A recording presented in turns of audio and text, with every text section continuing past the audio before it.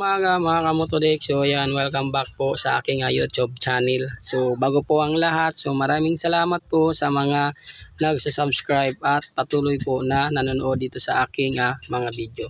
So ngayon mga kamotodex, ang video na to ay tungkol sa charging ng motor. So kung gusto nyong mas lumakas ang charging ng inyong motor, lalong-lalo na sa mga tricycle, sa maraming nakakabit na LED lights or mga accessories na ilaw, no, so katulad ng mga driving lights. So yung iba pa ay meron din na wipers o kaya sound system sa kanilang tricycle. So para iwas sira sa stock battery at iwas din na rin po ng stock battery, so panoorin nyo po ang video na to at ituturo ko sa inyo kung ano po ang dapat gawin. And so ngayon ito na nga, may nakikita kayo sa harapan natin na isang regulator at isang battery. So karamihan kasi sa mga tricycle na naglalagay ng additional na battery, kasi yung iba nilalagyan nila, ginagawa nilang dalawang battery nila. So karamihan sa kanila dinadagdagan lang ng isang battery. So ngayon mga kamotodik, ang gagawin ko naman ay gagawin kong dual regulator. Ito.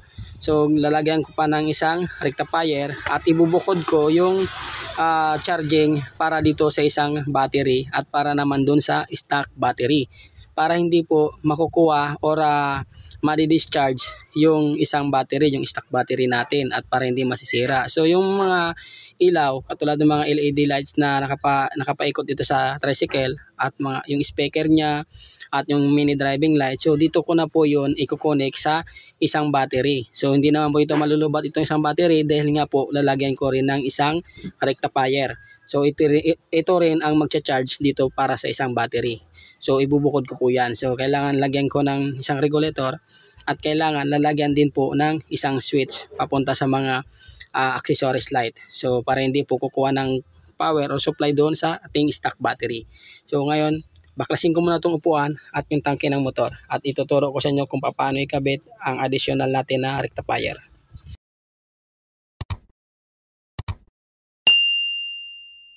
Ngayon mga kamotoday, kung napapansin nyo, nandito yung kanyang stock na regulator, ayan, or rectifier.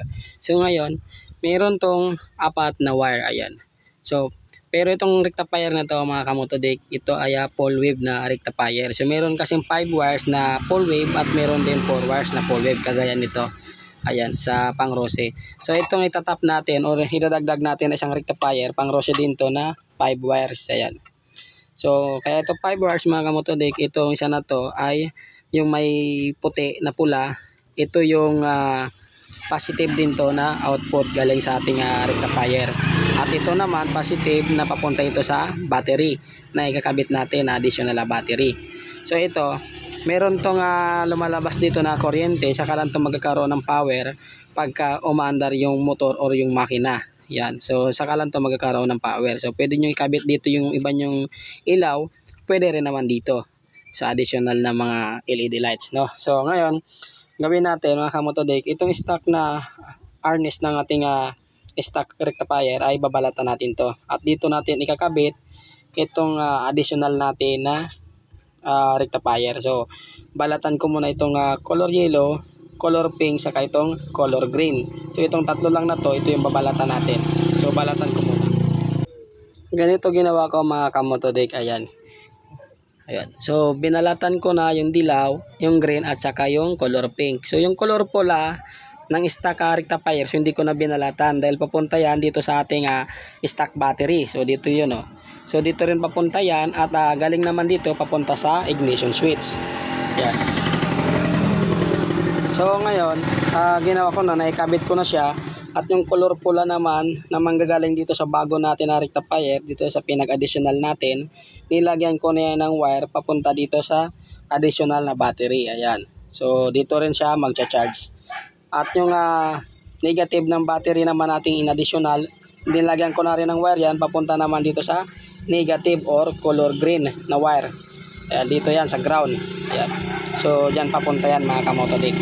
So ngayon mga kamotodik, pagka na-set up nyo na at nailagay nyo na to sa lalagyan ng additional nyo na battery, so kayo nang bahala kung saan nyo to banda ipupwesto. Kasi kahit saan pwede ko to ipwesto itong ating additional na battery. So dugtungan nyo na lang yung wire kung saan nyo ilalagay yung additional na battery nyo. Pagkatapos, lagyan nyo to ng isa pang wire, papunta naman yan sa mga LED lights, sa mga accessories na ilaw nyo or driving light. So doon nyo na ilagay dyan para mabukod na yung kanyang supply na kuryente. So lagyan nyo na lang din ng switch para mayroon patayan yung kanyang supply. Ayan. So ngayon mga kamotodik, subukan muna natin.